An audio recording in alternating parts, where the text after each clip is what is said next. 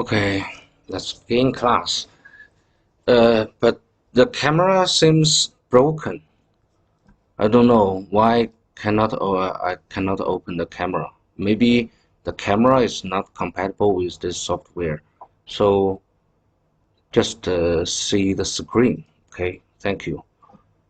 Firstly, it is very honored to be here to share the frontier tech of the cross-border e-commerce technology. So this is the subject name.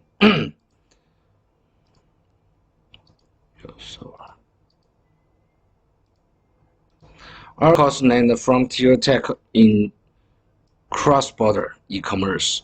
And in this subject, we have many chapters. And the most important things in this subject is to introduce the high technology combined. How do the technology combined with our business? So this is the second phase.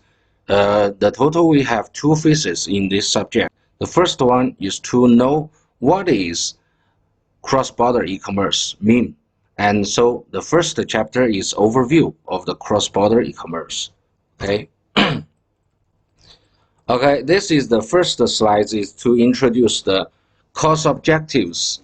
But today we only have few hours to go through the material, so we don't have enough time to go through all the course objectives. So we only have categories in this chapter. Okay, this figure is to tell us in the whole course objective, the whole subject is include knowledge of the target, quality target, and the ability to target, and e-commerce concepts. Okay, but in the first part, knowledge of target is included cross-border third-party operation platform, because in the product manufacturer or seller phase, we have many operation platform in our market. So in this course, we will introduce the third-party operation platform,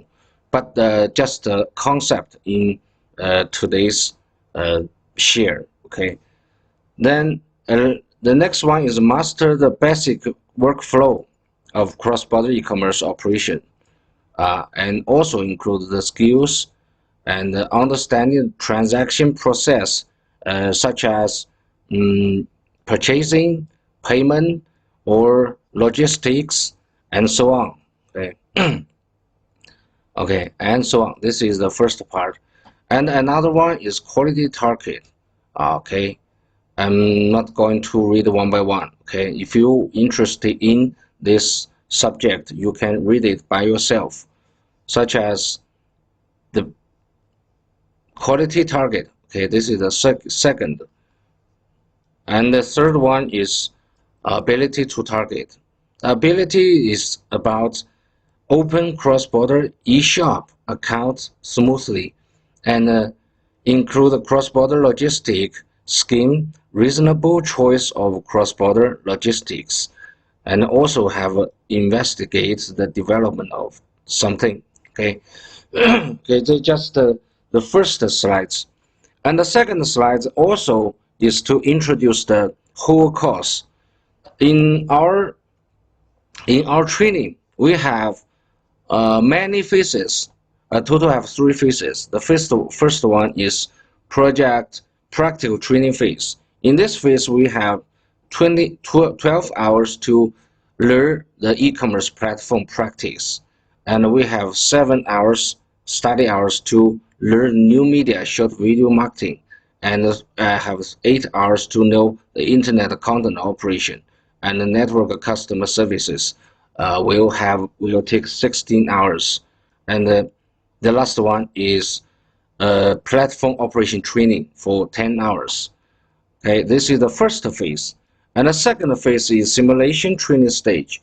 And in this phase, we can see we'll spend 12 hours to know the logistics related technology, and information or some useful information. Okay, and next one is 14 hours for the network marketing practical course. Okay, the next one is new media operation management for 9 hours on network media advertising. Okay, the last one is WeChat official content operation management training, because the WeChat application help us a lot in the cross-border e-commerce when we have a business opportunity. So we spend 16 hours to study the WeChat application. Okay, and the last one is reserve stage, skill reserve stage. In this one, we will know the 8 hours, 14 hours, and the 22 hours for the PS skill on the online store to make your store more attractive for the customers, okay, consumer. Then we have the 16 hours to learn the cross-border e-commerce practice. And last one is virtual marketing training. And this is the whole course about. And our course is maybe will take 5 terms to study. The first one is the first term. The first term is about skill reserves. Okay. This is the first term. In this phase, we will learn the practical training of e-commerce industry analysis project. This is a practical course. Okay. Then second one is the fundamental of e-commerce. After these slides, we will talk about what is e-commerce between the cross-border e-commerce different. What's the difference? Okay. The next one is mobile commerce planning and design, and enterprise career orientation training first. This is the first term. Okay. The second term is to know use some tools such as Photoshop to make the online shop better, more attractive for the consumers. Okay, and also have cross-border e-commerce practice. Okay, then and so on. Okay, I am not going to read one by one. Okay, and this is the second term, and we also have third term and fourth term. Well, totally we have 5 terms in the whole course. And in okay, this part is about the industry applications of course skill, and this page describes the application fields or application scenarios of course skills. And e-commerce, our course is the core and the required course of cross-border e-commerce major, as well as one of the practical operation skill of this major. Through the study of this course, the student can master the functional operation of each platform of cross-border e-commerce, abide by the rules of cross-border third-party operation platform, be familiar with the operation of the basic workflow of the cross-border e-commerce. Okay, we can call it EC, the cross-border EC, and have business availability to a cross-border store operation management. We also can have customer services skill and e-commerce operation technologies. This is the course aim, the course target. Okay, and this figure is about the main content module of this course. We have 4 parts. The first one is the summary part, and the second one is modular teaching. modular teaching. In this module, we can have the ability to know how to release the product and optimize your product in your store. Okay, this is the first skill, and we also can know how to select the best pricing, select the best product, and how to bargain with the right pricing. And the third part is the marketing skill, the payment skill, and we know the process of the logistics. Okay, the second one. The third part is about comprehensive practical training. In this part, we can know the Amazon platform, AliExpress platform, and so on and so on. This is a hands-on practical course. And the next one is the last one is expand and promote. In this phase, we can have a final exam, stage exam, and we will get a certification for this course. Okay. And in our training phase, we have the three practical modules. The first one is registration and certification, such as how to registration our account on a famous website, such as Ali, such as Amazon, such as and so on. Okay. In this phase, we will know how to make our online store beautiful. In this part, we know the shop style, the color collection, and the homepage design, and so on. Okay. Okay, this is the first module in our training, and the second one is store decoration setting. It's about the page design, product upload optimization, so on. Okay, the third one is marketing activities, include advertise and the management of the daily promotional activities, and we can use some tools such as AI technology to push the advertise to the consumers who will be attracted by our advertise. Okay. Then the next page is about the the key point and the difficult of this course. I'm not going to read one by one, so just have a reference on this page. Okay. And in our teaching course, we have 12 projects in the whole process. Teaching methods and technical that will be applied to the different modules of this course. The 5 steps refer to determining of the project task, developing project plan, implementing the plan, and checking the evaluation and the feeling of the applying the results. 3 stages.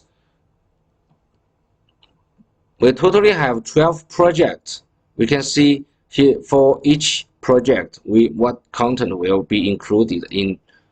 Okay. Okay, next one.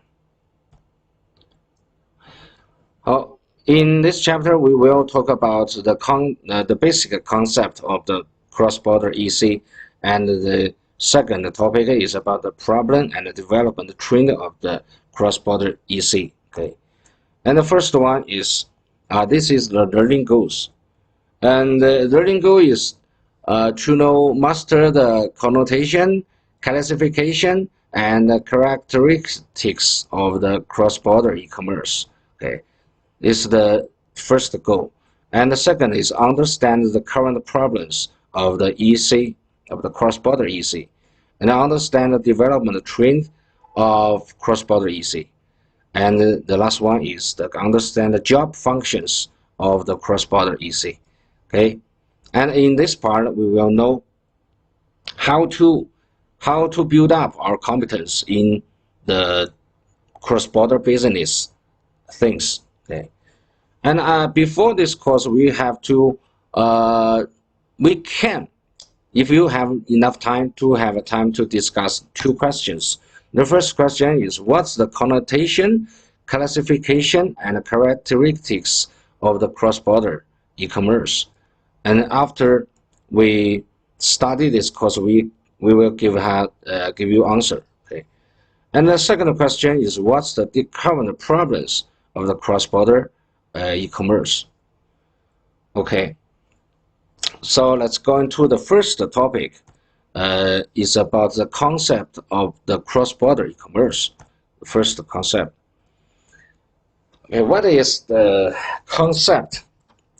Actually, there is a story. Few years ago, many years ago, 80 years ago, on December 5 in 2014, the cross-border B2B e-commerce platform named Xinnet Easy Business went online, and this company brought a certain impact to popular overseas purchasing agent at that time. And the Xin company business was jointly established by Century International Group and China Council for the Promotion of International Trade, and the Bank of China, and China Telecom, and Union Pay, Commerce, and so on. Many companies joined together and covering the 8 countries. The 8 countries include European and American countries, such as the Germany and the United Kingdom, UK, and the US, and Canada, and so on. And the trading system will safely deliver tens of thousands of products overseas, origin to Chinese retailer online, without any additional intermediate link or fake goods. So what is the cross-border e-commerce? What is the difference between, we can talk about, discuss a question. What is the difference between the e-commerce and cross-border e-commerce? How is the different from traditional international trade? And this is a question we can think about it. Okay, in this concept part, this is the first part. We can know this is the first story, and after this story, we're going to study the next topic is the connotation of the cross-border e-commerce. And the concept of the cross-border e-commerce is the first topic in this chapter, in this phase, in this stage. Okay, and the second one is ecosphere of the cross-border e-commerce. Between the third one is different between the cross-border e-commerce and the domestic e-commerce. What's the difference? And the difference between the cross-border EC and the traditional international trade. Traditional is many years ago. Okay, we can have a comparison. And the first one is the basic concept of cross-border e-commerce. The cross-border e-commerce refers to as cross-border e-commerce refers to the international business activities of the information exchange and commodity trading and service provision by trading subjects belonging to the different customs territories. The cross-border e-commerce will be the traditional import and export trade contract negotiation, contract conclusion, contract performance, and other links of the e-commerce.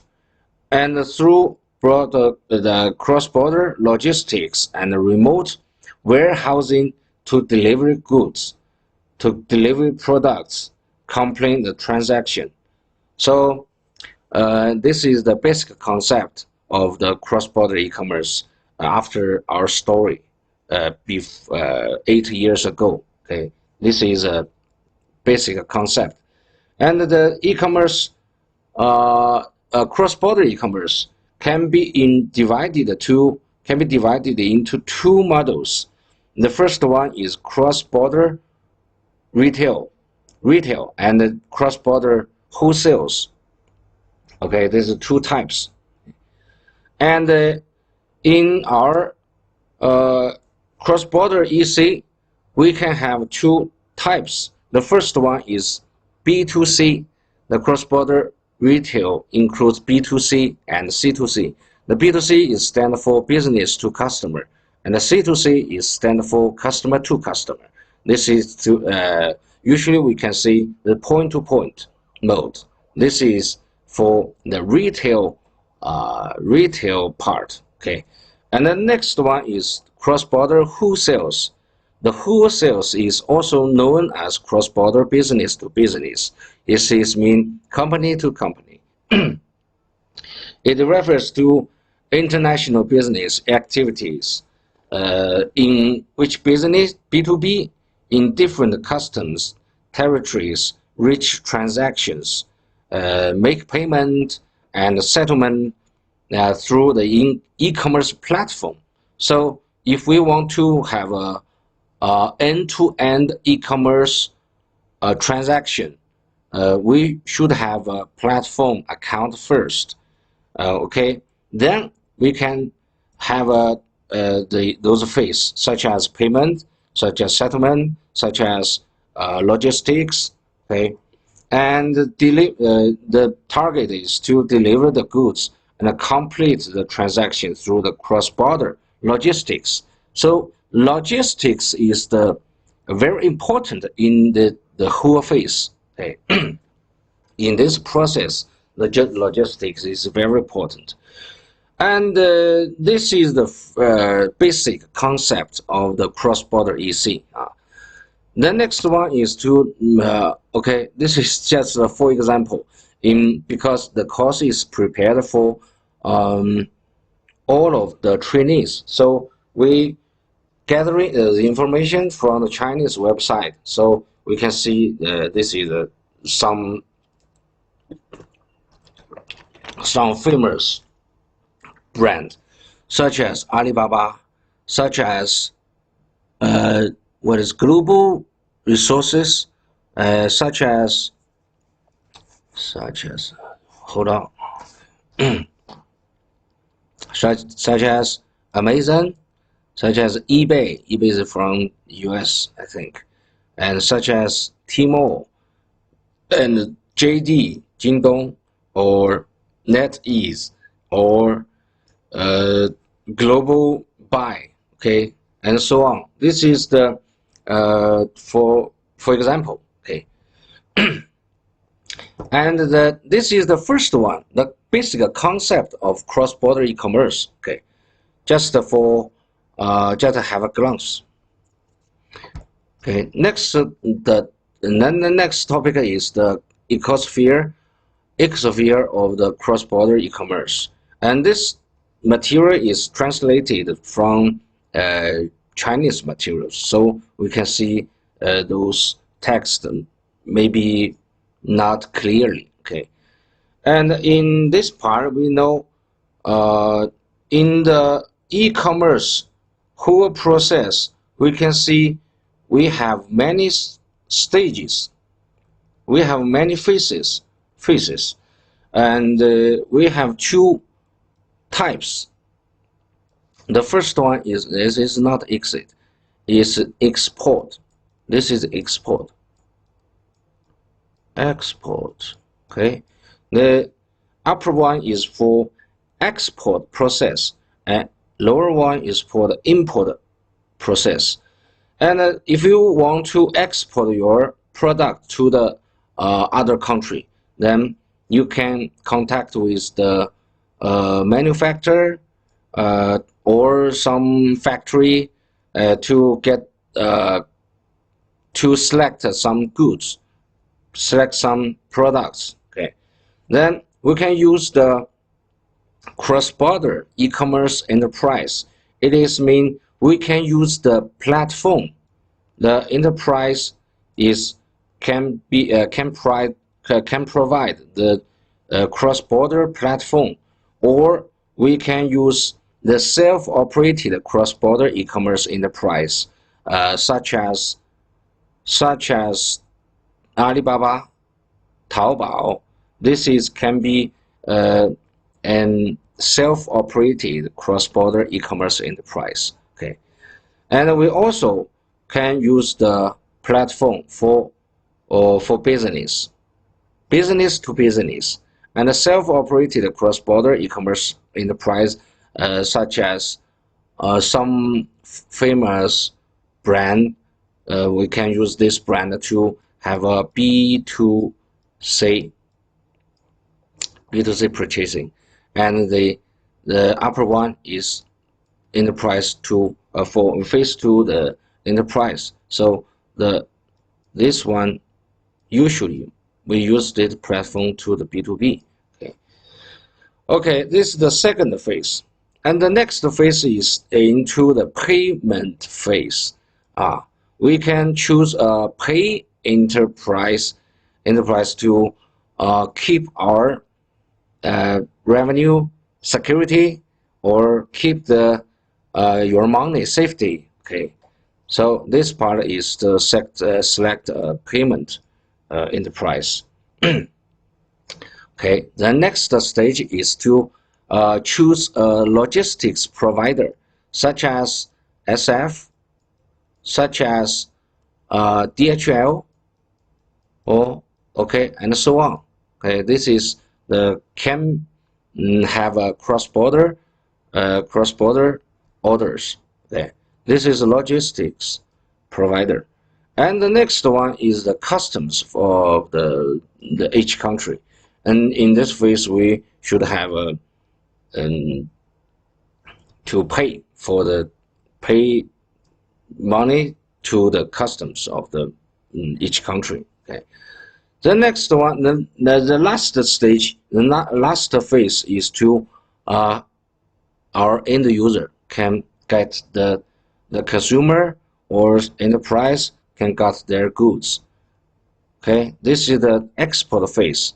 Then the consumer and the enterprise is can be the foreigner country consumer. Okay, and in this phase, we can have a third-party integrated services platform to supervise the whole phases, the whole process. Okay, okay. Then this is for the export. The next one, the lower one, is to see the import phase.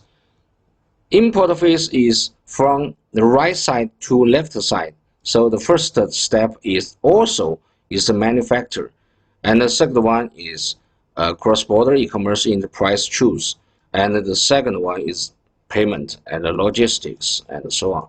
So the phase is convert. Compare with the export.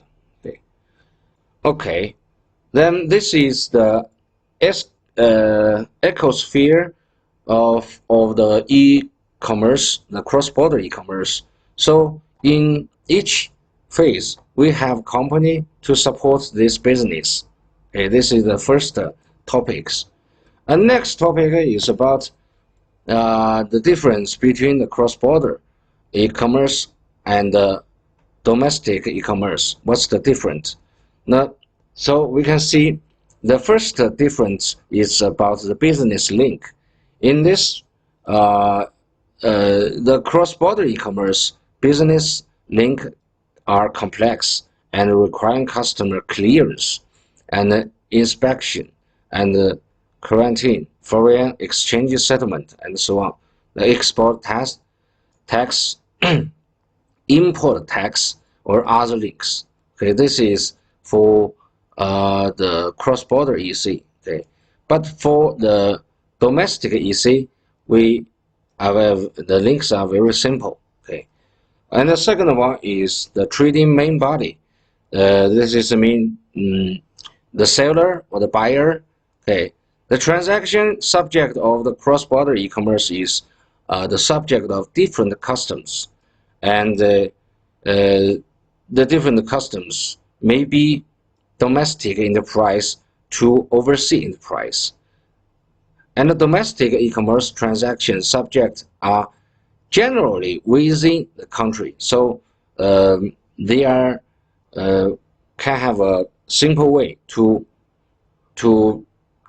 buy the goods. Okay, and the third one is trading risk. Trading risk is to say cross-border e-commerce practical take place in different countries with different law, because different countries have different policy. Okay, but in the domestic commerce, we both sides of the transaction have the same understanding of the policy, such as the trademark and brand, and there are fewer disputes. Okay. The last one is the application rules. This is different because the cross-border have more rules and complex rules. Okay, but the domestic e-commerce only needs to follow the general e-commerce rules will be okay. So this is the difference between e-commerce, the domestic e-commerce and the cross-border e-commerce. Okay, the first topic is different between the cross-border e-commerce and traditional international trade. The international trade is different between the previously one is the domestic e-commerce. So this is different. Okay, the domestic e-commerce is different between traditional international trade. Okay, but we can see the cross-border e-commerce. What's the difference? Okay, the first one is the operation mode. The operation mode for the traditional international trade is based on the business contract, but for the cross-border e-commerce, we don't have the paper, we don't have the contract. So we only have with the help from the internet e-commerce platform, we only can be if we met some trouble, we only can help use the platform, can help you. Okay. Okay, and the second difference is the order type. The order type for the traditional international trade, usually we have the large batch, small batch, and the centralized order, but the duration is a long cycle. And for the e-commerce cross-border e-commerce, we can have a small batch and a multi-batch and a scattered orders and a relative short cycle. So this will make more efficiency in the purchase phase. Purchasing phase. Okay, the next phase is trade link is different.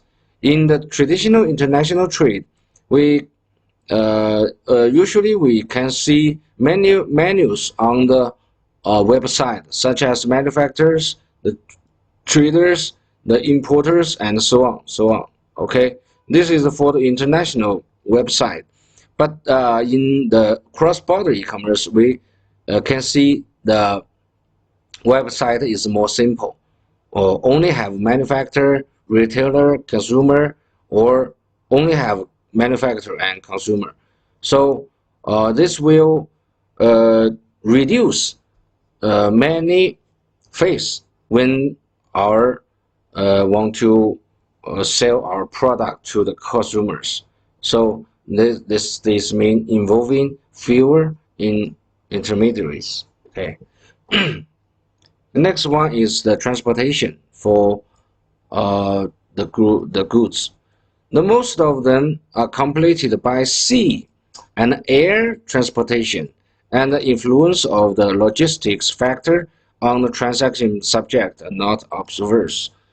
Okay, and for the cross-border e-commerce, we can use the third-party logistics enterprise, such as just I mentioned SF, DHL, and so on. Okay, And this company is professional in logistics, and it is generally completed in the form of the air package, and the logistic factors have obvious influence on the transaction subject.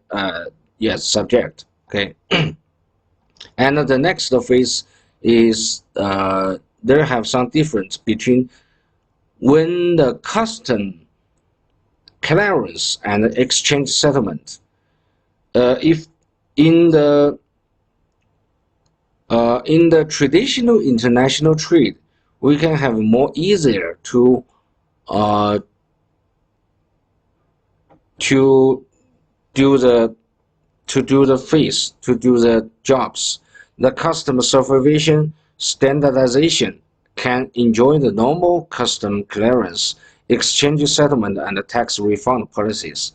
Okay, but for the cross-border, the custom clearance is slow and has certain restrictions, and it's easy affected by policy changes, so it cannot enjoy the tax refund and exchange settlement policies. So, in this phase, the cross-border e-commerce maybe have more tax, okay, spend more tax to the customs, okay. Okay, the last one is the disputing processing. If we have some trouble when in this phase, the traditional international trade have a good dispute resolution mechanism, but in the cross-border e-commerce, we don't have the good policy, the the good uh, the good rules for it. So this is the last difference. Okay. Okay, this is the first concept. Okay, the next one is the classification of the cross-border e-commerce, and in this part we'll know the trading main body. We can have a B2B, we can have B2C, or customer to customer. Okay, and the service type also can have information service platform in such as the Taobao, such as the eBay, okay, eBay, and such as Amazon, the information service platform, because the platform can be advertising platform to the consumers and help the seller to sell their products. Okay, and the next one is online trade platform. The online trade platform such as Alibaba platform, because we can do the online trading on the website. Okay. Okay. The next one is comprehensive foreign trade services platform. Okay. Now, then the platform operation mode will be talked in this chapter. Okay. The third party platform and the foreign trade e-commerce agent operation services. Okay. What is the characteristics of the cross-border e-commerce? We have five aspects in this concept. The first one is the global, because e-commerce have no border.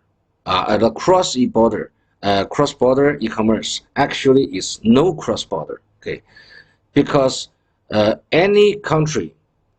each country can have the right to have the trading with any country if the country is legal. Okay.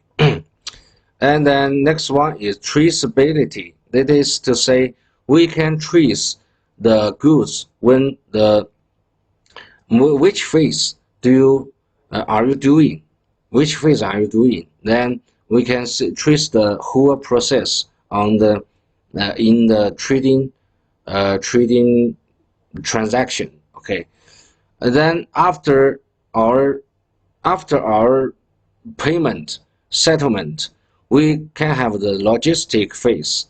But the logistics phase in the traditional international trading, it is hard to tracing.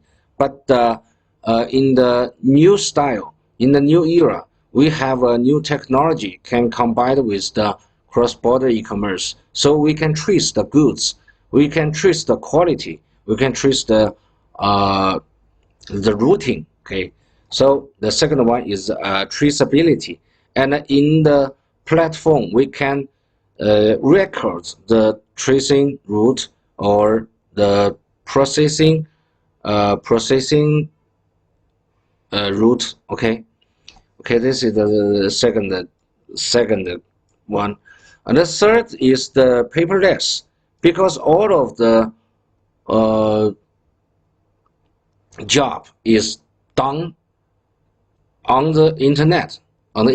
So we don't have the paper to have a paper contract or and so on. Okay, so the paperless is characteristics. Okay, and the next one is multilateral.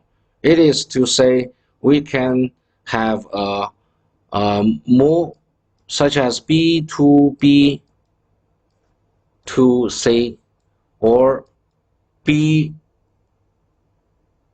to C or C to B to C. So we can have many ways to complete the transaction. Okay, the last one is transparent. Okay. But this characteristics is just a concept. We don't have. I'm not going to talk about the concept to spend too much time. So just have a glance. Okay. The next step is to know the cross-border transaction process. In this phase, we can see. So, hold on. Traditional. Okay.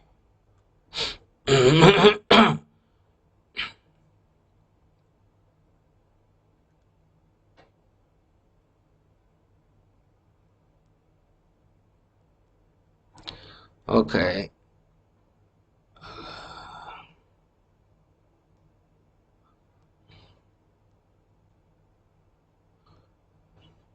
Wait a minute.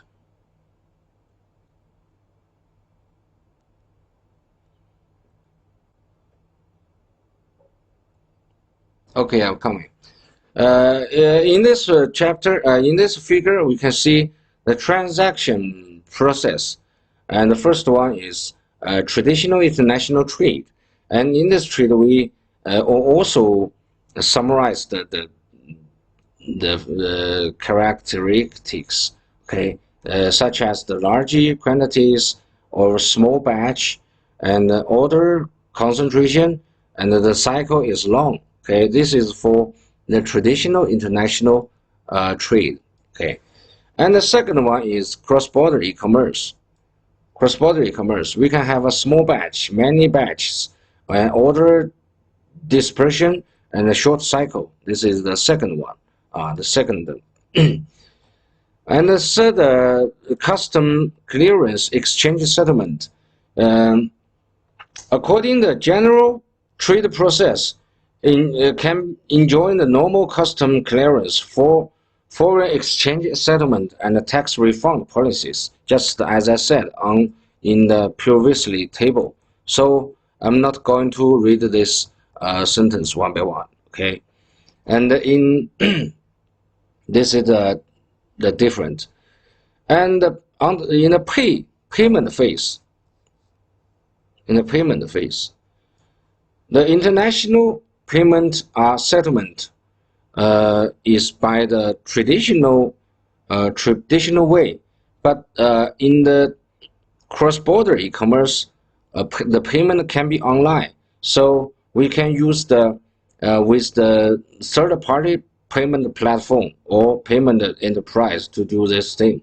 Okay, and the trade link, the transport, just as I said before in this table. No, yeah. Yes, in this table. Okay, so I'm not going to read it. Okay. Okay, then we are talking about the next question. This is the problem and the development trend of the cross-border e-commerce. Okay. In this subject, we can see the text to introduce the cross-border e-commerce industry market research report showed that B2B e-commerce accounted about 83% of the cross-border e-commerce transactions. The online shopping accounted for about 14%, and the online tourism accounted for only 2%. Okay. However, since the B2B e-commerce cannot complete online transactions, its actual business value and profit space cannot be compared with online shopping e-commerce. This is why Taobao, Amazon, eBay, and other online shopping companies can achieve market value of tens of billions of dollars in recently the past year. Okay, and there are no big B2B e-commerce companies in the world.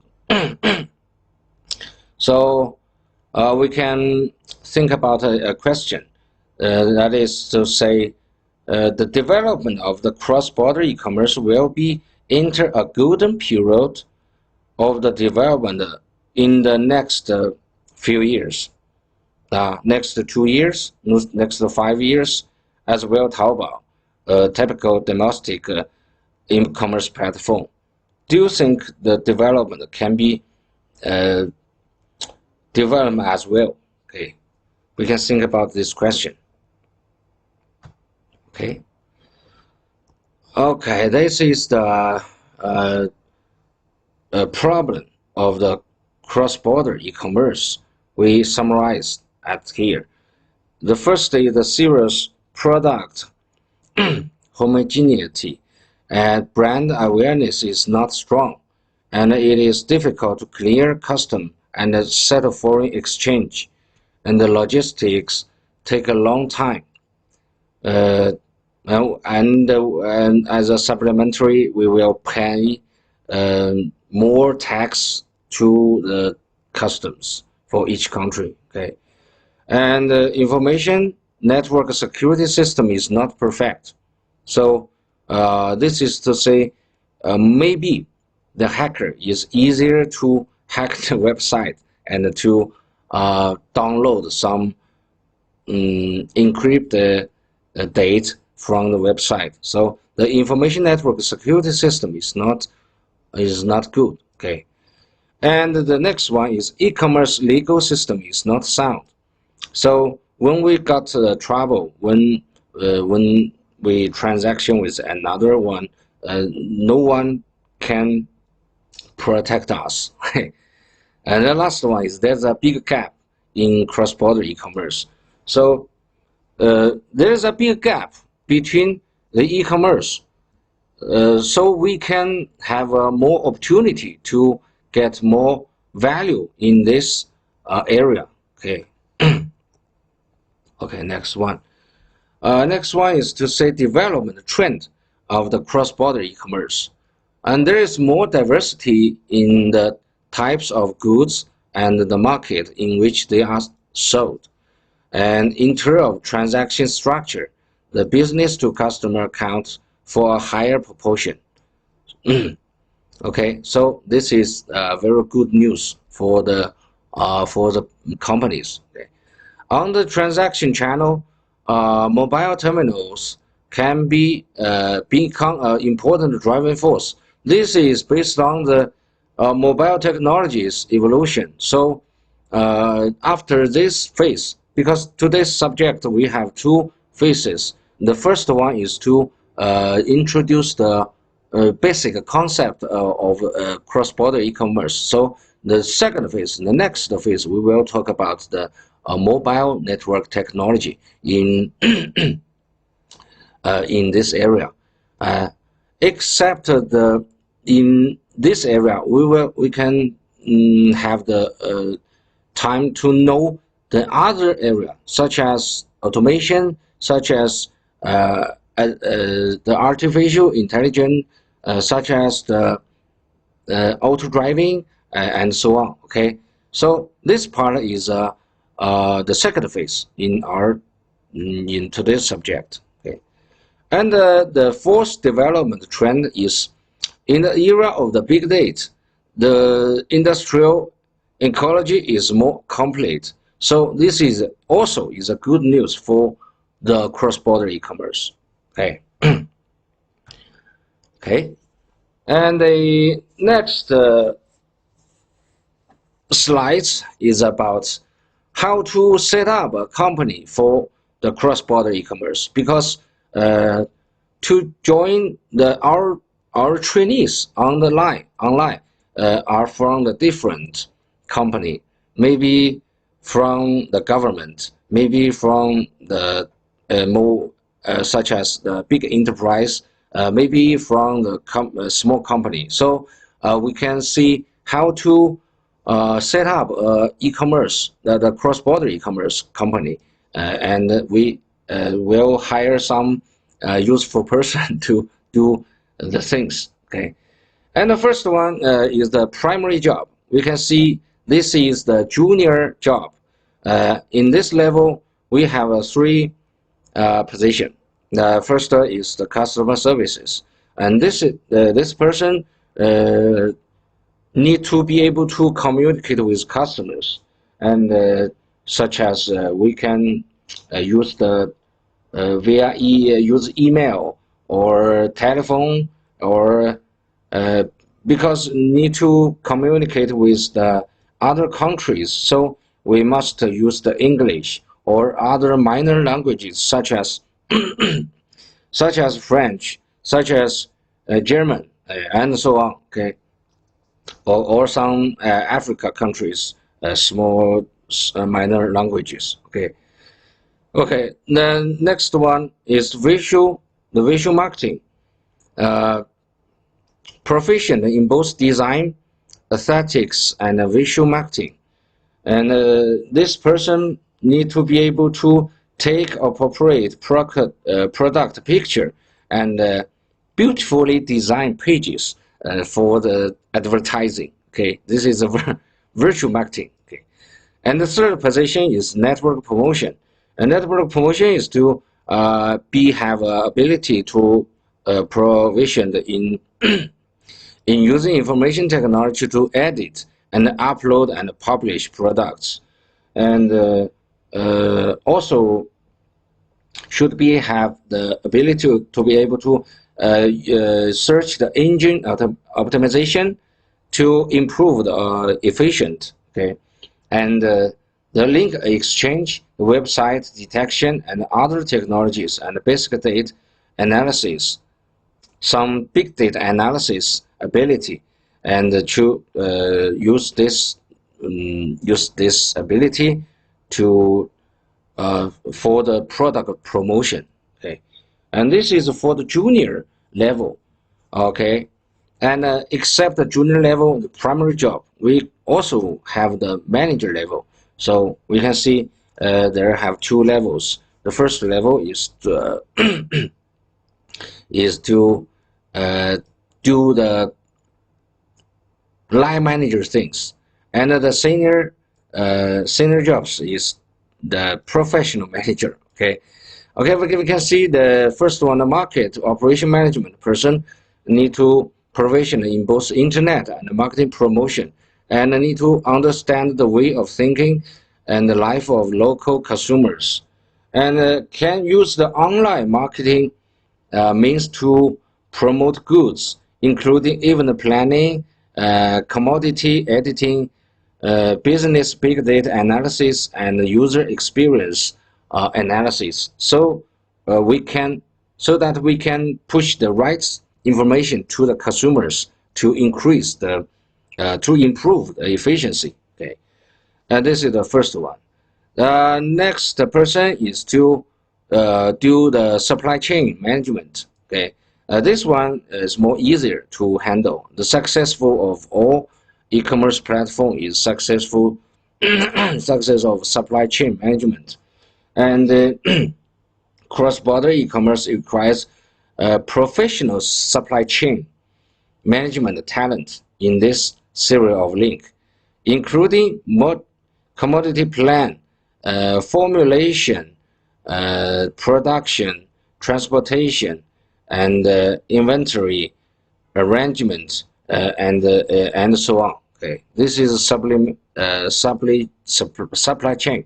Okay, and the next one is international settlement management, and this person need to be have the flexibility, mastery, and application of the rules of international settlement. Can have effectively control the risk of the international settlement of the enterprise, and efficiently improve the comprehensive management ability and application of laws and regulations in the field of trade. When the trading, you must know the trading rules. Know the trading rules in advance. Okay, so we must know the law and the regulation in the export rules, the commodities rules, and the finance rules, and the logistic rules. Okay, this is the international settlement management person do. Okay. Okay, this is intermediate position, and the higher position is for the senior jobs. The senior professional manager should be have a comprehensive quality to manage the control. This is the big boss. Okay, and the leading figure in cross-border e-commerce with forward-looking thinking. This is the CEO, right? Okay. Okay, this is the basic concept of cross-border e-commerce. So we already have almost 1 hour sharing. So we can have a break. We can have a break. Then after we can see after 15 minutes, we'll back to this classroom. Okay. Do you have any question? If you have any question, you can type the message into the chat box. Just let me check. Because my camera maybe is not compatible with this software, so cannot see the camera. Okay. Do you have any question? If you have a question, you can type the message into the chat room. Okay. Okay. Let's have a 15 minutes break. Okay. Okay.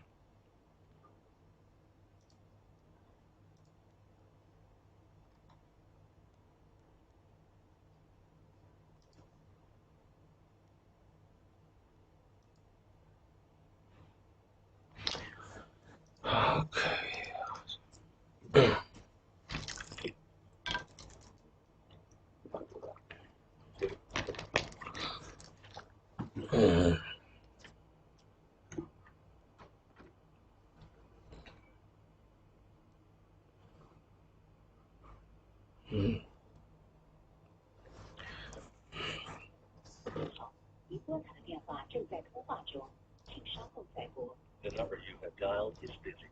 Please try again.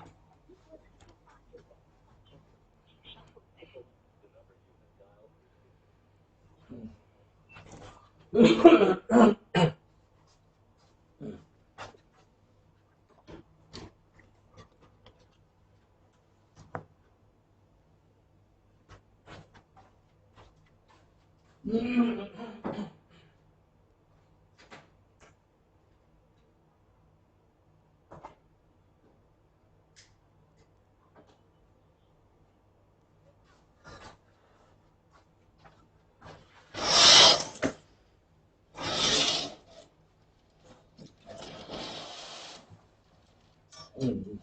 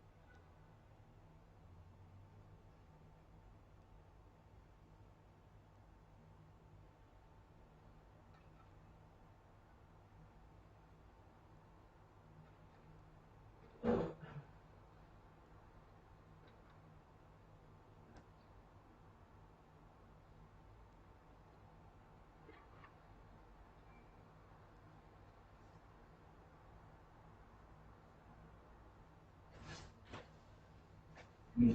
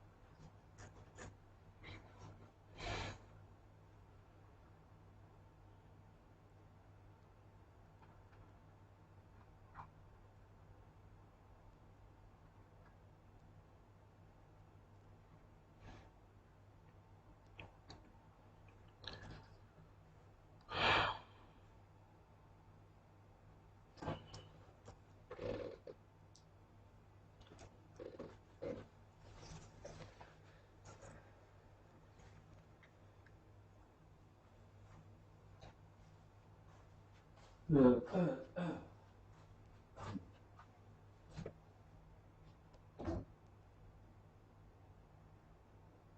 喂，你好。喂，你好。那个就是刚刚打电话，我在开会，我就把那个挂了。那个就是你把东西放在酒店大堂里吧。哎，好，谢谢啊。稍后去拿。好，拜拜。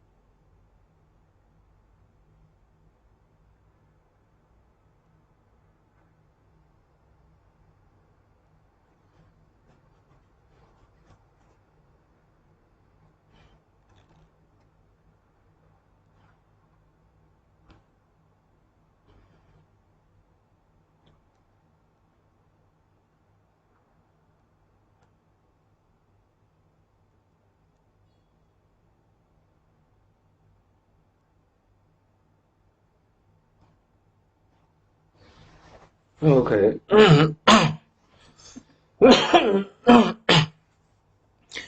Okay, the time is almost time's up. Let's continue with our second phase. The first phase is about the cross-border e-commerce concept, and in this part we already know some aspect, such as the basic concept, the problem, and the development trend of the cross-border e-commerce. Okay, so almost done for the phase one, first phase. Can you hear me clear? If you can hear me, can you type 1 into the chat box? Let me know whether the link is okay. Please type 1. Okay. Okay, thank you. Okay, let's see. Then we can start the continuous slides. This is the project training. If you joined the whole project, we can have the chance to do the analysis in those projects, such as the self-management, investment attraction mode. We can provide a case, the Suning overseas purchase, and also have another task such as direct business, bounded zone mode, and such as bounded import, overseas direct mail mode. We can use the Tmall International case to analysis. We also have Jingdong overseas purchase and other one. Okay, Amazon overseas shopping and so on. Okay, now this is the first phase, and today we have two tasks. So the first one is just to be close. Okay, then we have a project summary because the time is restricted. So we just go ahead. Okay, the next one is the new tech in cross-border e-commerce. This is our highlight today. So before we introduce the new technology, we can see some use case, such as connected vehicles.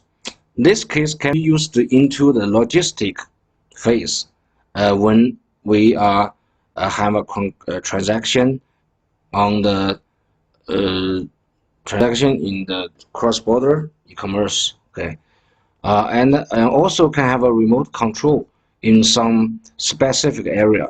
When we also have a good tracking in this, such as the cross-border shape. Okay, and we also can have a smart metering for some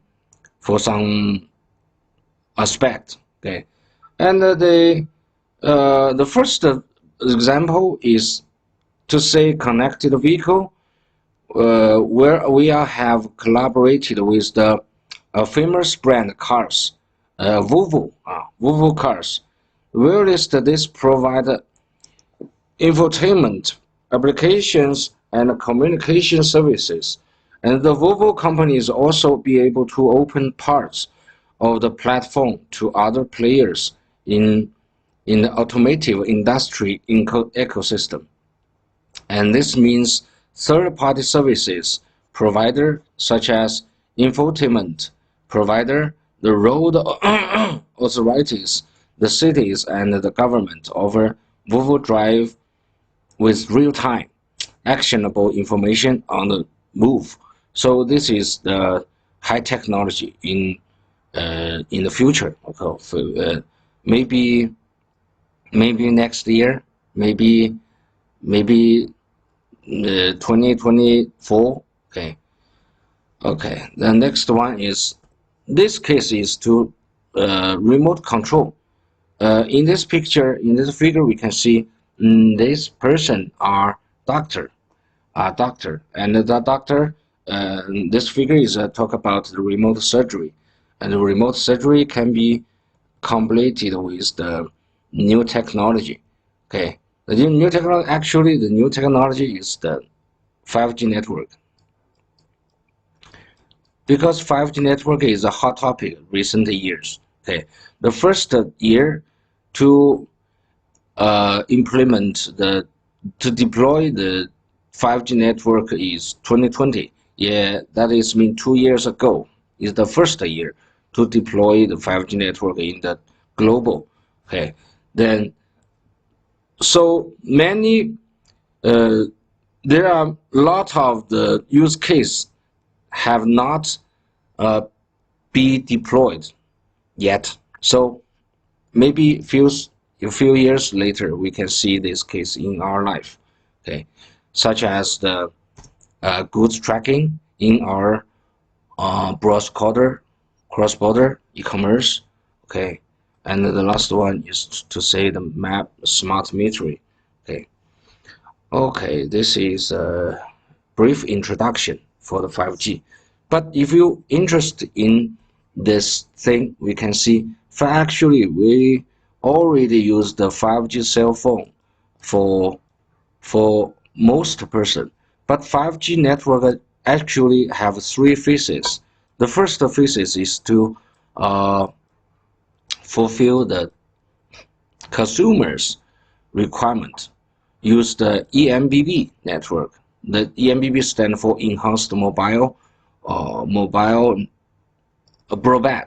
Okay, Enhanced Mobile Broadband Network to have a great throughput for each cell cell phone. Okay, and this is only the first phase. The second phase actually is the URLL, what? URLC, yes. The URLC stands for ultra reliable low latency communication, and we also can call this phase as critical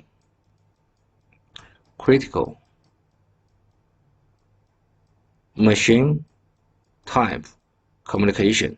So this is the second phase, critical machine type communication. And in this phase, we can see more hot topic. My understanding, we can use the URLC or critical MTC to deploy the automation, car driving, and remote surgery, and also we can have this network to do some such as AR, VR, VR glasses. Okay, this is the second phase, and the third phase is massive machine type communication. Massive machine type communication. Okay, this technology is the third phase in 5G network. So we only complete the first phase with eMBB. The second phase maybe will be deployed in next maybe 2 years, maybe 3 years. Okay, and massive MTC maybe 5 years or and maybe. Okay, this is a 5G network use case example. Okay. Also, let's see the next slides. Okay, this slide is a figure. It tells us the 5G development of mobile communication technology, and compare the technology with the previously network, such as the first generation network, the GSM network, and WCDMA network, and LTE network. Okay, for each network we can have a different different services. The different network can provide different services to the consumers. Okay, the first generation only can provide a voice to communicate, and the second GSM network can provide short message sending and voice communication and low rate, low speed packet switching, such as to download some materials from the internet with the slow throughput. Okay, this is GSM. And the third generation, in this generation we have the best performance network is WCDMA. So in this year, our consumer or our subscriber can have a music, picture, and we also can have interaction of multimedia applications and so on. Okay, this is the WCDMA. But in the LTE network, we can have many things. Can see, we have many things. Actually, our cross-border e-commerce have a boost opportunity in these 10 years. That is 2010 to 2020. Okay, this is for the LTE network. And the latest network technology is 5G network. And in this network, we have three phases, just as I mentioned. The first one is eMBB. The eMBB can help our consumer or some. Actually, eMBB service is B2C service. This is summary. Okay, and the second one, massive machine communication. A massive machine type communication is for the public. So we can see this case is for this technology is for B2B. So we can see this the bus, the car, and the street light, and so on. Okay, this is for the B2B case. And the highlight in the 5G network, I think, is ultra reliable, low latency communication. Because in this use this technology, we can do many things. Okay. Okay, this is the 5G network's brief introduction. And the next page, we can talk about the network performance from many aspects.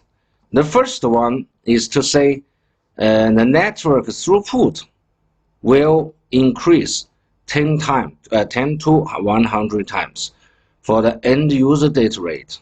That is mean in a 4G network. Actually, this is compared with the 4G network, the LTE. So you can see in the LTE network, our cell phone throughput almost is the peak rate is 150 megabps, right?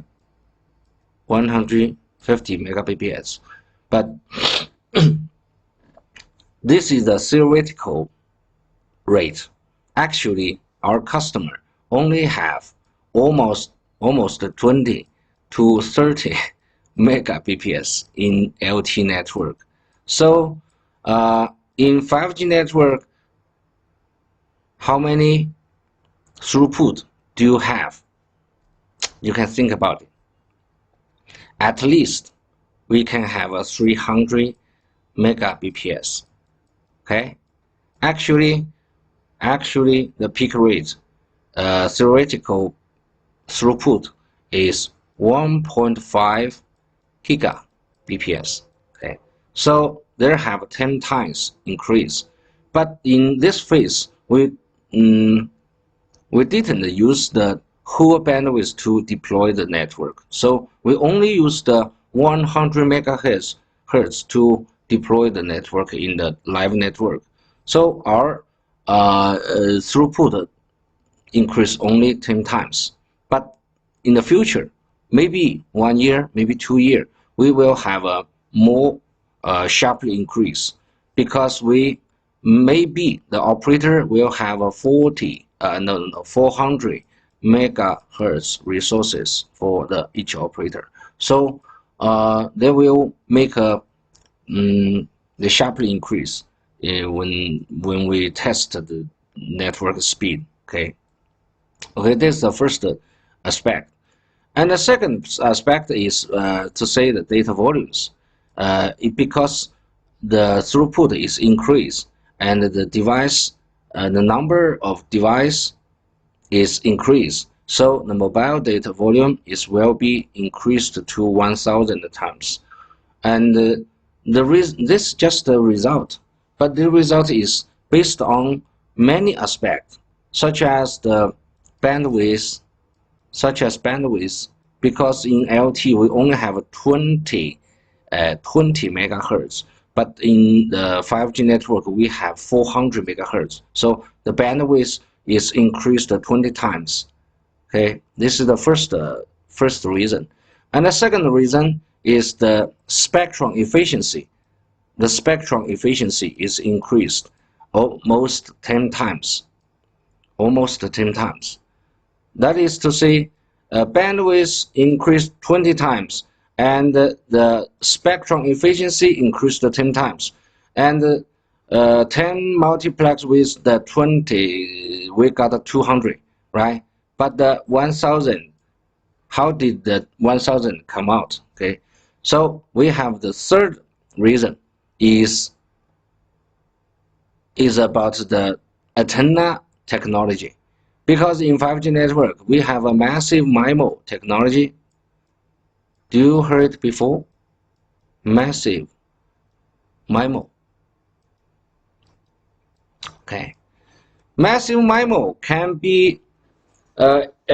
increase the network capacity and also can increase the coverage. So the massive MIMO technology, at here we use the capacity increase. Then how many times? Massive MIMO at least can be increased 10 times before compare with the LTE network. So we can see 200 multiplied 10, and then we got 2,000, right? So this result 1,000 is at least 1,000 mobile data volumes compared with 4G. Okay. Then I have the fourth reason, but in this course I'm not going to share. Okay. Okay, this is the second aspect.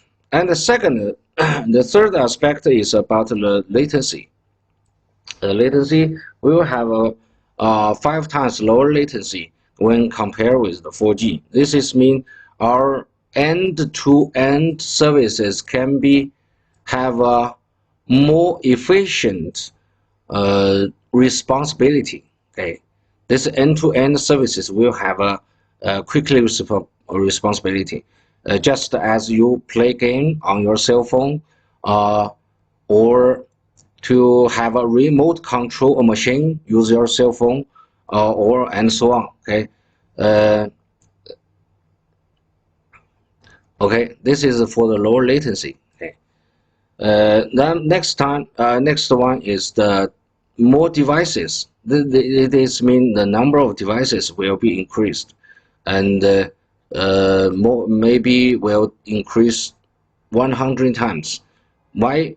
Why we will use so many devices? Okay, I think many of you will have this question. So, uh, the more devices actually is not used for eMBB because we have another technology, URLC and a massive MTC. So the devices is almost is used to fulfill the URLC's requirement or the massive MTC's requirement. So the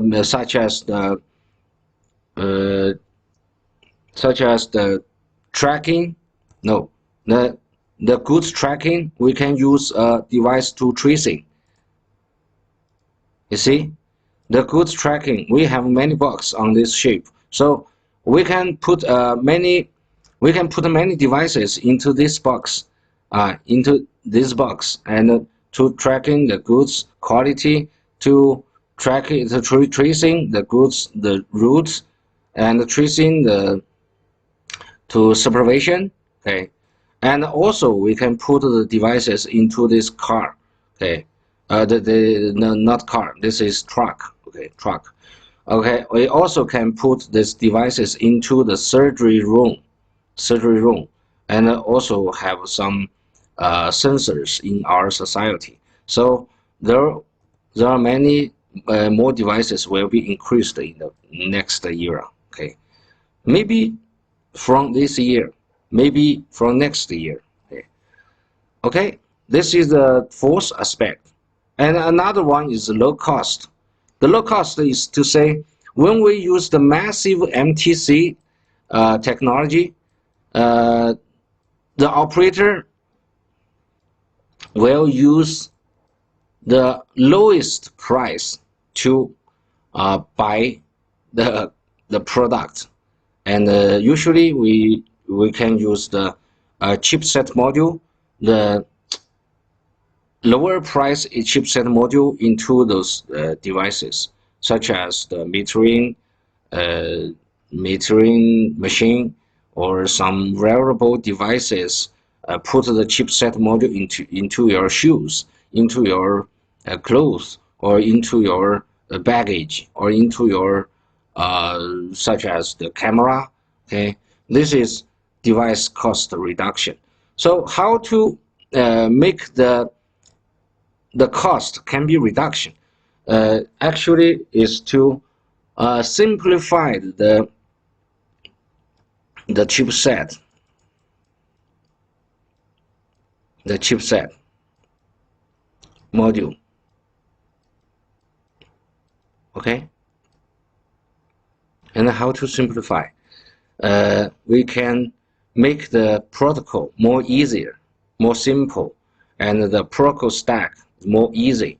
So the price is such as, for example, we can usually we use the cell phone, we use the FDD, frequency division duplex mode, to use our internet services, right, in our cell phone, or we can use TDD, uh, time division duplex technology to do our internet services. But For these low-cost devices, we can use half-duplex FDD mode to deploy the devices. So the devices not need to embedded the some electronic things into it. So this can be reduced. This can reduce the device cost. Okay. This is the fifth aspect. And next one is network energy efficiency. Energy efficiency is to say we can use the technology named ultra-lean design. Ultra-lean design. Ultra-lean design to ultra-lean design to reduce the power consumption. Now ultra-lean design is the used in the latest LTE network, and nowadays going to the 5G network. Okay, so network energy efficiency will be increased. Okay, 5 times increased. So this is to say when usually in the 4G, in the LTE network, when the citizen is sleeping, the network is also is running. Okay, but in the new in the 5G network, when the terminal, the UE, the terminal is sleeping, and the network also is sleeping. So use this technology to reduce the network power consumption. Okay. The next one is spectrum efficiency, just as I mentioned. Okay, this is the benefit of 5G network. So we can use this technology to serve for the cross-border e-commerce in our some infrastructure setup when we deploy the infrastructure for the e-commerce. So we can combine the technology with our cross-border e-commerce. Okay. Then another concept is network slicing. Network slicing. Just as I mentioned, our 5G network have 3 phases. The first one is EMBB, you see, enhanced mobile broadband, right? The second one is massive IoT. Actually, massive IoT equal to massive machine type communication. This is the same. Okay, massive MTC stand for massive machine type communication. Massive IoT stand for Internet of Things. So this is just a different name, but they are one. Okay, this is the second phase, and the third phase is broadband IoT. Broadband IoT is to say we use the more bigger bandwidth for the Internet of Things. Not only use 200 bytes. Okay, this is for the broadband IoT. For example, for massive IoT, we only take 200 bytes one time. We use the short message to have communicate with another nodes. But in the broader IoT, we can use more higher throughput, such as 2 megahertz, 20 megahertz. No, not hertz. 2 megabps, 2 megabps, maybe 20 megabps. Okay, this is for the broadband IoT. And another one is critical IoT. The critical IoT is not a big bandwidth. That is to say, we can use a small bandwidth to deploy for the critical IoT, but we should have a higher priority when compared with other services such as EMBB. So we can compare with EMBB. The critical critical IoT will have a more priority, a more higher priority. So this is to say, when two services come in, we will deliver the critical IoT services at first. Then we will the network will deliver another services for the EMBB services. Okay, and another one is industrial automation IoT. This is to say, we can use this network to have a remote control, such as control the machine, control a street light, or control another, such as air condition or something. Okay, and we also can use this technology to serve for the enterprise and the industry. But we can use the different network slicing to fulfill the different requirements. Because just as I said, the different services have different requirements, such as the critical IoT will have a lower latency. Okay, then EMBB will have a more bigger throughput, higher throughput, right? So the different services have different requirements. So we can use the different network slicing resources to allocate the resources to different services. Okay. Okay. So this is 5G network overview. Do you have any question? Do you have any question? Can be type message into the chat room box. Okay. Okay. Okay. If you have question, you can open your phone, speak directly. Okay. Okay. Now then we can go to the next slides. Cellular Internet of Things, because the highlight of 5G network actually is the IoT solution. So at here we can see the four types solution. Okay, the first one is massive IoT, just as I mentioned. In this phase, we can use, for example, we can use the smart metering for the electricity, for the water metering, and for the gas metering, and so on.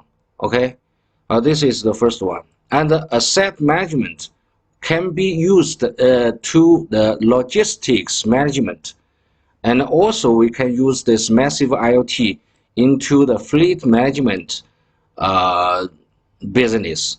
Okay, for example, we can put devices into this truck, put the device into this truck to supervision the products when you have the cross-border transport. Okay, so this fleet management, we can use this network. The asset management also can use this network to have a alert supervision, or have the monitor the product quality, and so on. Okay, and we also can have this case drone UAV. This is not a remote control plan. Okay, and the next one is AR/VR. This is actually to fulfill the glasses requirement. So we can embedded the technology into our glasses, and we can get a picture or video everywhere. Okay, AR/VR. The next one is the automotive CITS. Actually, it is to say we can use technology to fulfill the V2X requirement. What is V2X? V2X is to mean vehicle to anything. Now, anything is to include V2V. This is mean V2V stand for vehicle to vehicle. This is to say we can use this technology make the car communication with each other. Okay, V2V. And the second case is V2N, vehicle to network. That is to say we can use this technology communicate with the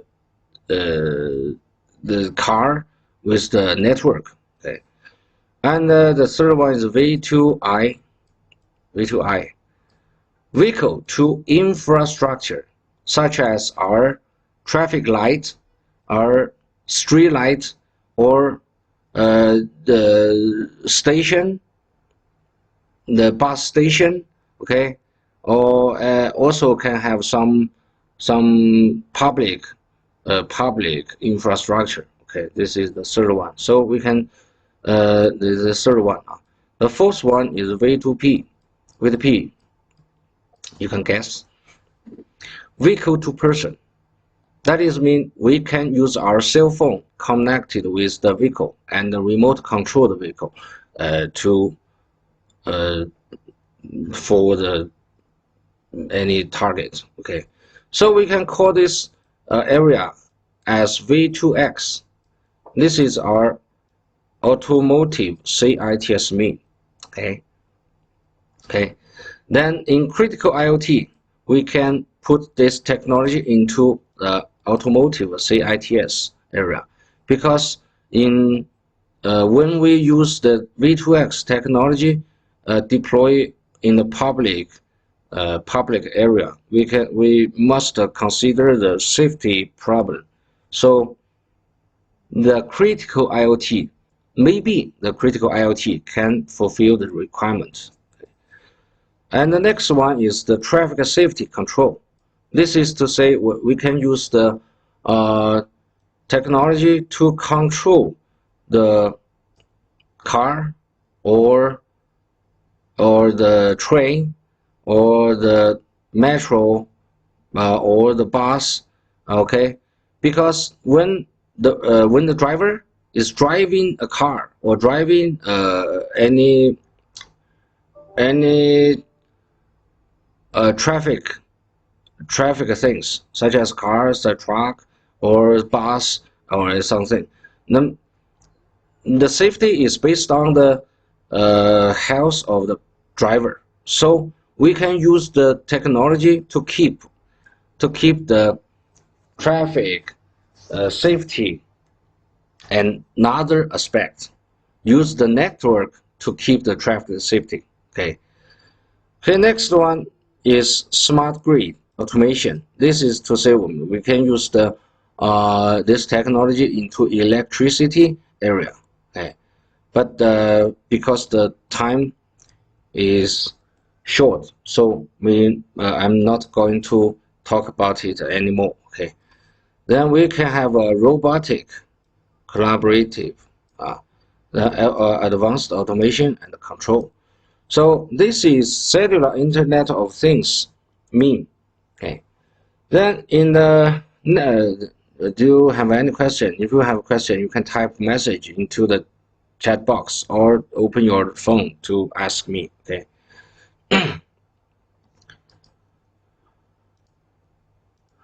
The different use case will have a different performance, such as the smart metering, asset management, or fleet management, or logistics management, and so on. Will have low-cost devices to deploy, and for each devices will have a low energy. Maybe one devices will stand by for 1 month, 1 year, or a few months, and so on. Okay, this is low energy mean. And for the massive IoT case, for each service, both of the service have a small data volume. This is the just as I mentioned, 200 bytes. Okay. The next one is massive numbers. In this case, because the price is very low, so we can put many devices into scenario. Okay, then we can use the devices follow the 3GPPs specific. We can see we use NB-IoT terminal to deploy, use LTE network, or we can use the Cat M1 terminal to use the 5G network to deploy. So the different value, we can use the different solutions to deployment. Okay. Then in the broadband IoT, the characteristics will be higher throughput. This is the first facet. Then the second one is low latency and the large data volume. And we can use the LTE and the 5G network to serve for this case. Okay, this is broadband IoT. Okay, the third one is ultra reliable critical IoT case. In this case, we found the devices is ultra reliable when we use the network, and we also have a ultra low latency for the service end to end. When you establish the service end to end, you maybe have a few milliseconds will be complete this establishment. Okay, so the ultra low latency. Then we also should have a very high availability, because in this case, the critical IoT will have a keep the traffic safety and keep the patient safety, such as the remote surgery, or also maybe have the automation car driving. So this network should have a very high availability to provide the services for the terminal. Okay, but this case only can use the 5G network to implement. Okay, the last one is industrial automation IoT. The characteristics is industrial protocols, because this is a specific area. So our network should be support the industrial protocols. So we can see this network should be slicing resources allocated to this area, and also should have a customized network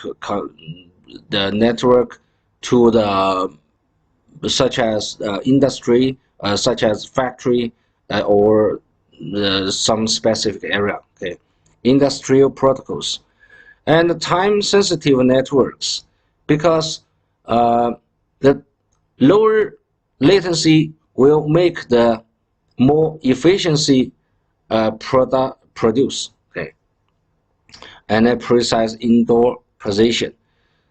This is for the industry automation IoT. We only use the 5G network to fulfill the requirement.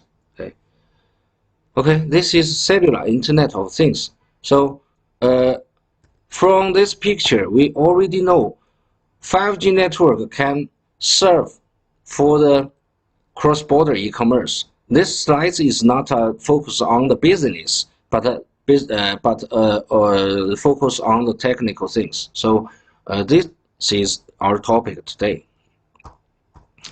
Okay.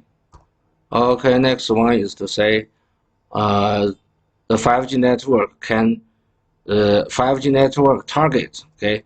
This one just mentioned, just as mentioned, 1,000 times mobile data volumes, and 100 times connected devices, because we use the massive IoT. So we use many devices in this network. Oh, okay. So 10 to 100 times connected devices will be used in the future. Maybe. Okay. Then 5 times lower latency for which case? For which case? You can guess. For this case and this case. Okay. Broadband IoT and critical IoT.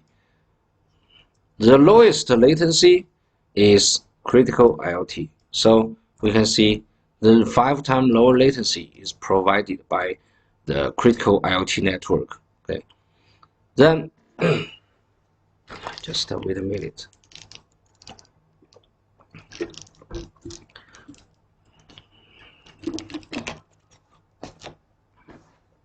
Okay. So the next one is to say we will have 10 times to 100 times. Yeah, where's the mouse? Oh, here. 10 times and 100 times higher user data rate. Okay, this is just as I mentioned before. I said in the LTE, in the 4G network, we only have 150 megahertz, but in the 5G, at least we have 1.5 gigabps. Not hertz, not the BPS. This is 150 megabps, and this is 1.5 gigabps. And this is at least because we can use the another technology, that is bandwidth increase, because we only use 100 megahertz nowadays, but in the future we will have 400 megahertz in the future. So at least the throughput will increase 4 times, but this is not the top. So we can use the another technology to improve the throughput. But in today's share, we don't have the much time to share. So just to have a concept, it's okay. Okay, next one is 10 years battery life for low power devices. This is to say, if you use this, we use the massive IoT. If we use the massive IoT devices, we can have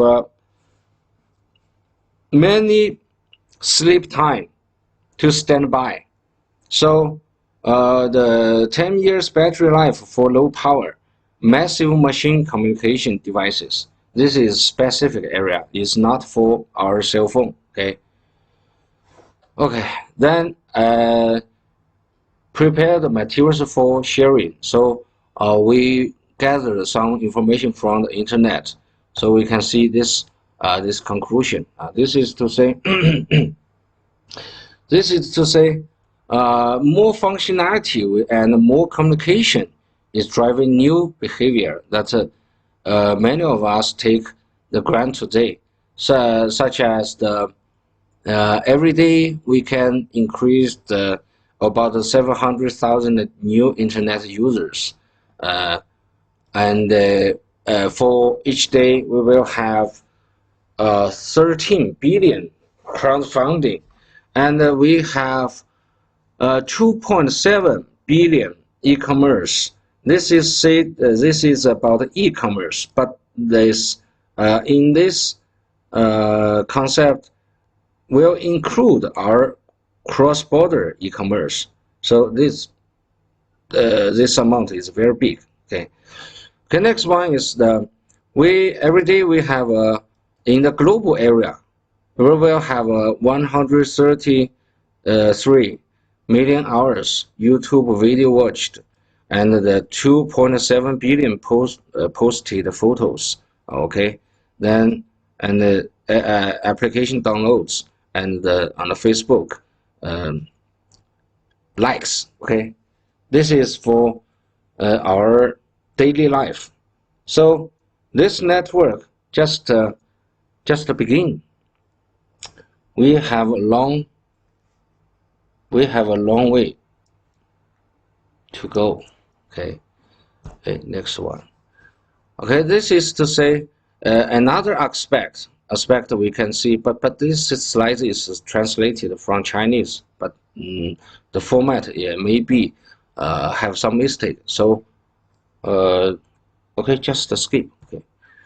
Okay, this one is to say 5G network used in our daily life, such as the AR, VR. So you can see this is a virtual site, and in this network we use the new hardware carriers, and the network should have more than 100 megabps. But actually, this is a very easy to reach.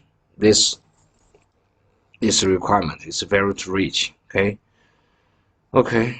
But this is also translated to from the Chinese PPT, so the format maybe have some maybe some mistake. Okay, just skip.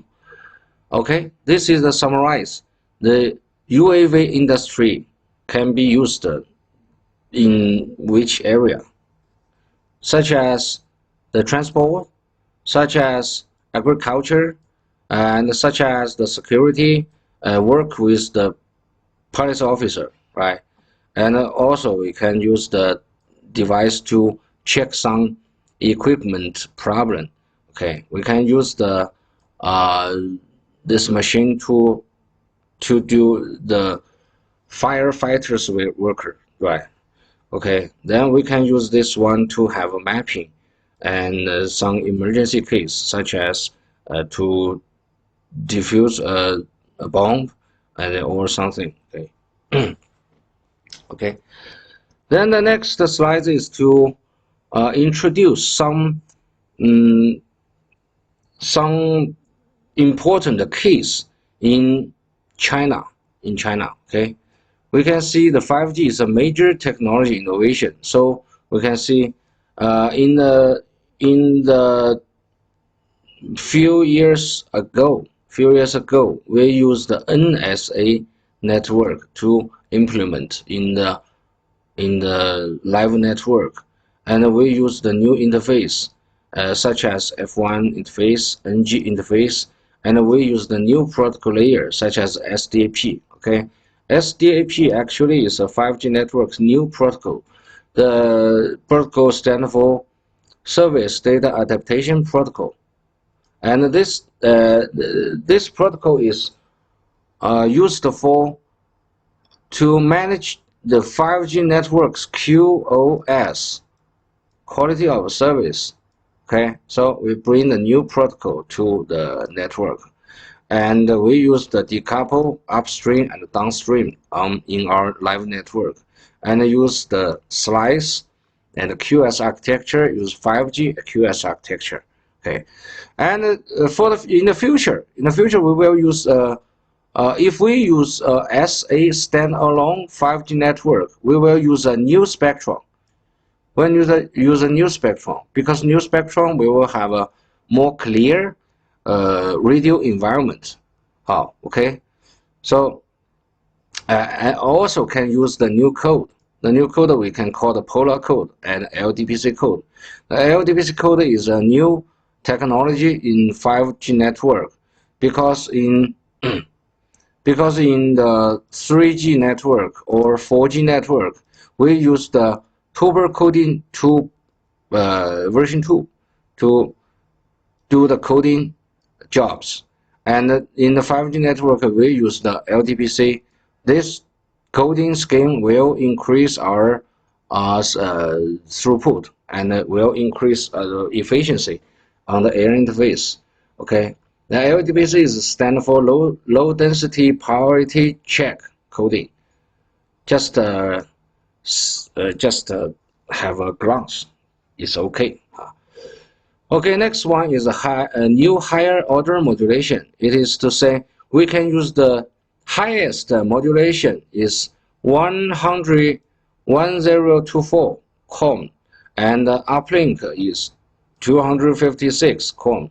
Then we can see if we use the 1024, we can get one symbol on the air interface. One symbol will have a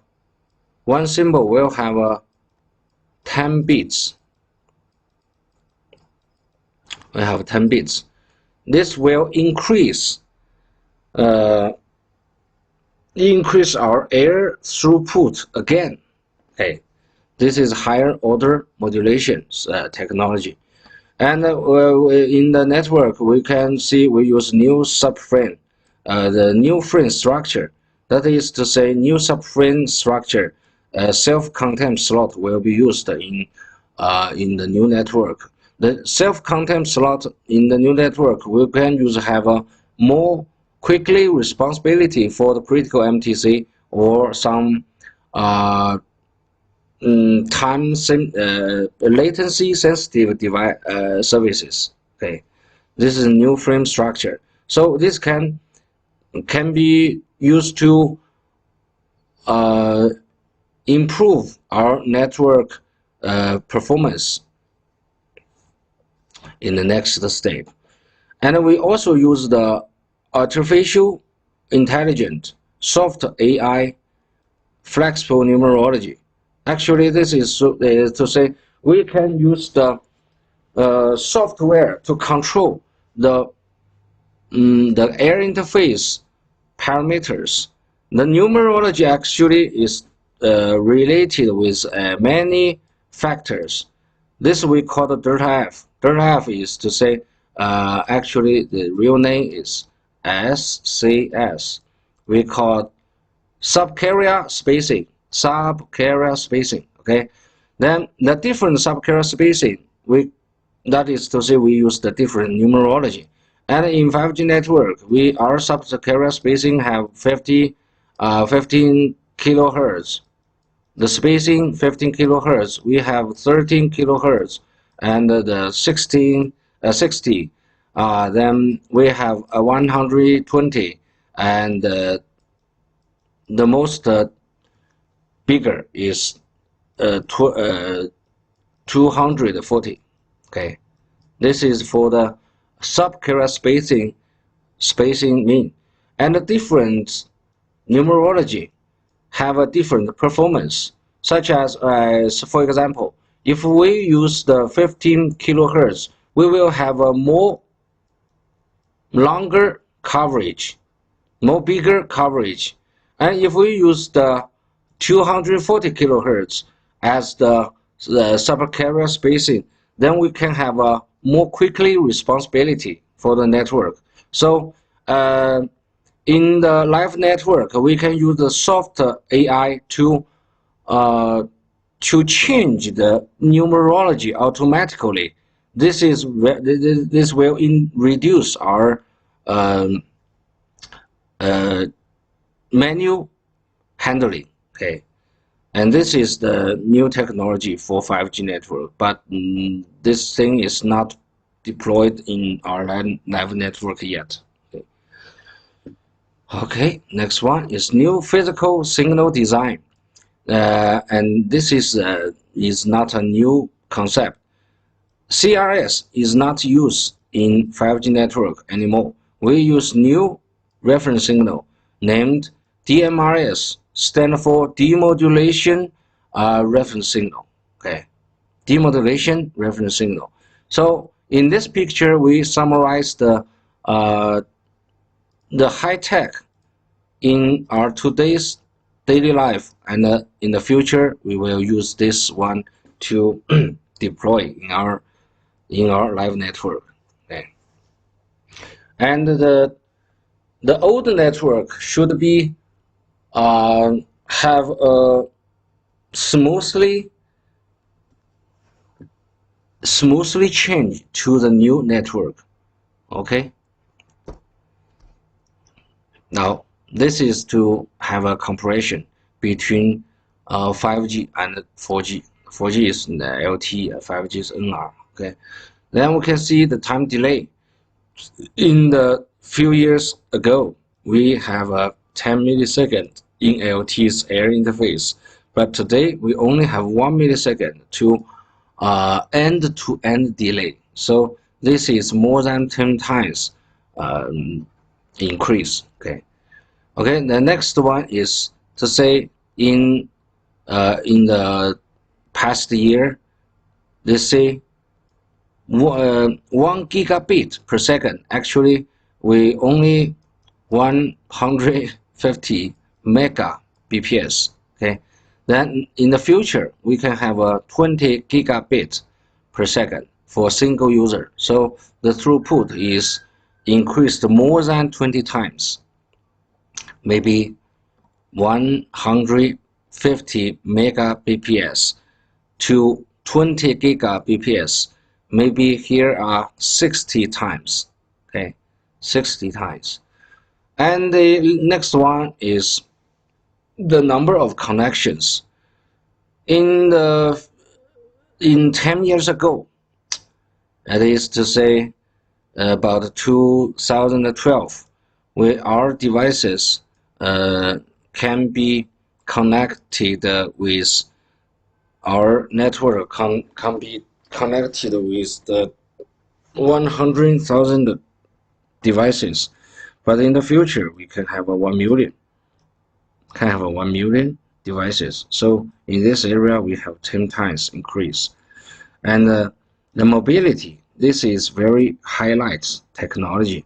In the later few years ago, we have we can support 350 kilometers per hour, and in the future we can have 500 kilometers per hour. So there will have a 1.5 times increase. In this case, we can use this technology to cover this high speed rail train, high speed train. Okay. Okay. Then the last one. The last one is to say LTE will have already have an inflexible network to provide the services to the transport network, and in 5G network we can have a slice ability to fulfill the different requirements, because just I mentioned different requirement, we can have a different we can have a different solutions for the different scenarios. Okay. Okay, the next one is diversification of 5G applications, and this just for example, this is not, maybe it's not correct or it's incorrect. Okay, this is to say we can have a 4K and 3D have the high definition video, and in 5G network, the user experience rate downlink is 50 megabps and uplink is 25 megabps. Okay, then the end-to-end delay is 10 milliseconds, just as our internet services. Okay, just as before, as LTE, almost the same. And connection density for 1 square kilometers, then we can have 400 in this area. And the service density in each square kilometers, we will have a downlink, we will have 20 gigabps, and uplink we will have 10 gigabps. Okay, this is the first line. And the second case, you can, if you are interested in these things, you can have a snapshot. Okay, I'm not going to read one by one because the time is very short. We only have a few minutes to close this session. Okay. Okay, then in China we have many successful scenarios, business scenarios. Okay, so they just have a glance. Okay. Okay, there are many cases, such as the Shandong. Shandong is a province in of China. Then the Shandong Unicom and the Qilu Hospital are jointly building a 5G joint laboratory, do the remote surgery things. Okay, and in maybe this is the last year, the Shandong Unicom has opened the first 5G station in the medical industry in Shandong province, in the Qilu Hospital, and providing the rich 5G mobile medical application verification environment. And in this operation room, we can do such as the can provide some services such as mobile ward round and mobile nursing, remote diagnosis and remote surgery and remote first aid and so on. Okay, and VR teaching. Right. This is the highlight case. Okay, and the next one is to introduce the network architecture, how to do the case, how to implement the case. And in this case, we can use you can see in this operating room, we have many operating room, 1, 2, 3, 4, 5. We totally have 10 operating room, and for each room we have a software to control, and the center room we have AR MSS devices to control the software, and we use the cable to connect it with those devices. Okay, then but in the hospital, we use the 5G CPE to receive the 5G network signal, and we also use the 5 base station to provide the 5G network wireless signal, okay, to the hospital, and we also use the core network to provide the the core network slice resources. Okay, this is the first case, and another case is for Shanghai Unicom 4K high definition interview at Hong Kong football stadium. Okay, we can see this case is to say we can use this with that. Okay. We can use this technology to have in stadium interviews. We can save many times and have more efficiency to have an interview for the football players and or some sport players. Okay, this is another interface. Then we can see in this case we can see the network structure just like this. Okay, we have a FWA stand for fixed wireless access. Actually, we use this device to relay the 5G wireless network signal to the devices, to the CPE, and the CPE will relay the signal, forward the signal to the UE or to the and other devices. Okay, this is a network structure. Okay, then at the background we have a coding devices.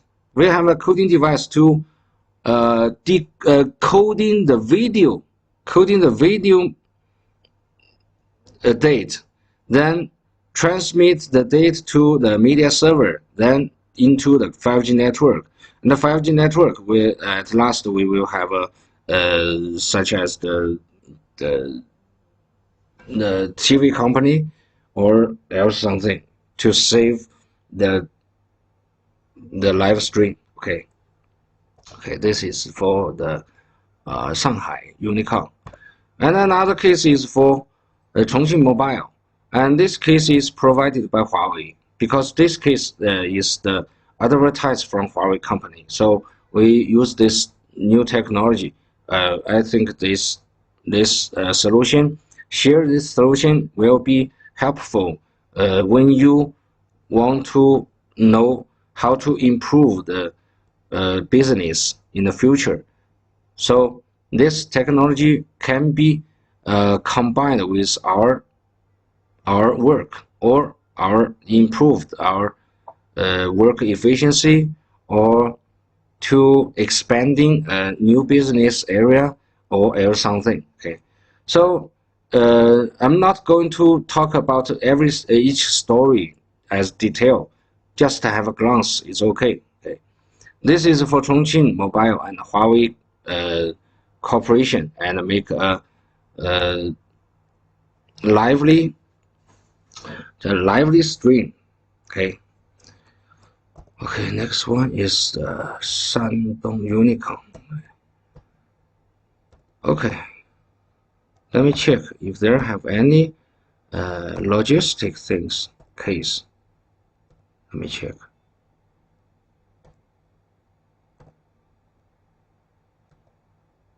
Okay, this one. This is a city in Shandong province. Now we can see actually this is a port. this is a export or import port. 日照 port is a use this network to have a supervision for each box, and we use the truck. The truck actually is embedded with the devices to supervision. Okay, then in this port we also use the robots to do many things to reduce the manual cost. Okay, then we can also use this technology to have a deploy the camera to supervise or monitor the environment. Okay, this is the last case, and in this case we can see, oh no, this is not translated as well, so here have some problem. Okay, this one. This is to say we can use this network architecture to control these things, such as we have a port MEC to have provided services to the each case. Then we use the 5G network, radio network, to provide the wireless network connection to each devices, such as our truck, such our okay. This is to say we use this truck and we upload the video data to the 5G CPE. Then CPE will upload this message, upload this data to 5G base station, and the 5G base station will forward this message to the MEC. The MEC will at last step is to forward this message to the server, and this server we can access into the server if you have access right anywhere. So we can use the screen to remote driving console or remote monitoring. Okay, this is the last case for logistic or fleet management in our cross-border e-commerce.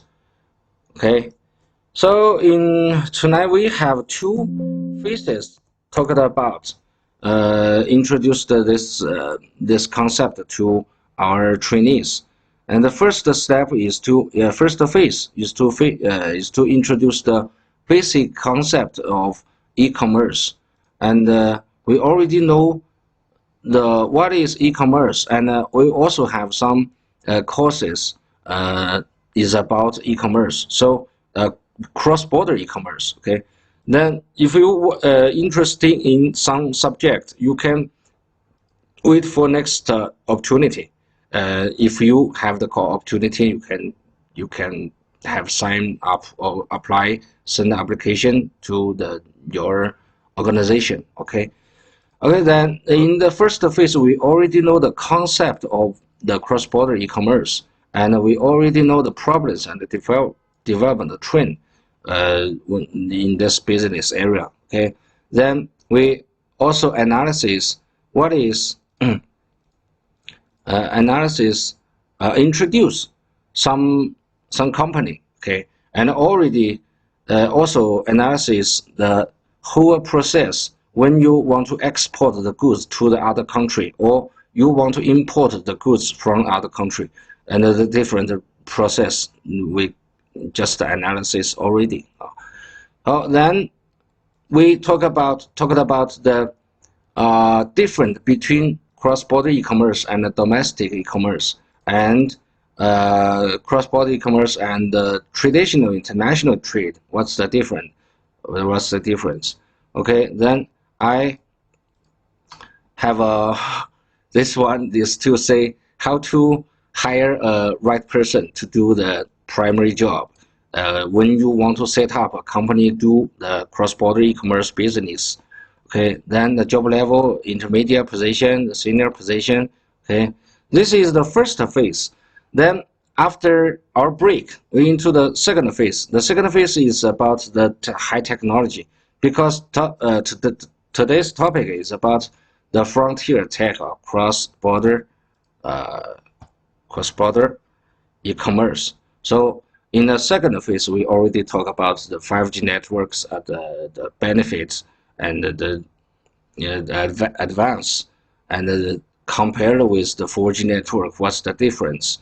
Okay, so we almost done here, because today's time is very short, so we only have 2 hours, 2.5 hours to introduce those the message. So I cannot go through all the materials. So if you have any question, you can send a message in the chat room box, or okay, thank you. Do you have any question anymore? How many people?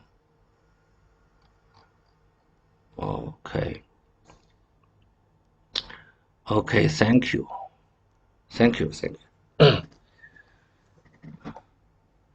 Then bye for now. Anybody?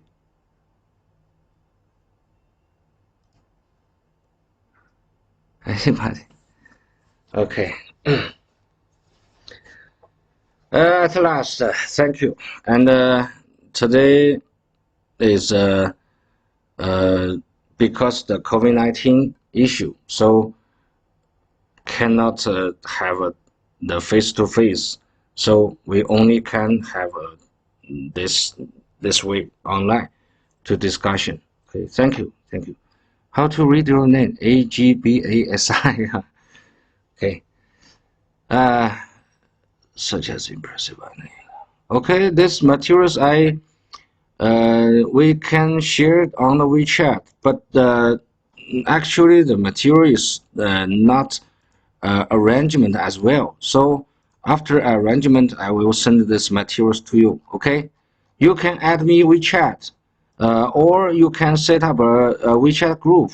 I think the way will be better, because the student is so many students. So I can send the materials into the group, and everyone can download it in the group. Okay.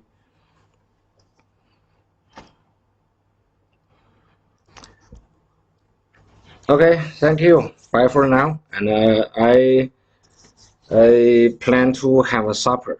Okay, my which ID? Let me check. Because I forgot my WeChat ID. Oh, and I think I remember. Can add me. The energy 59. Okay. Thank you. Bye for now.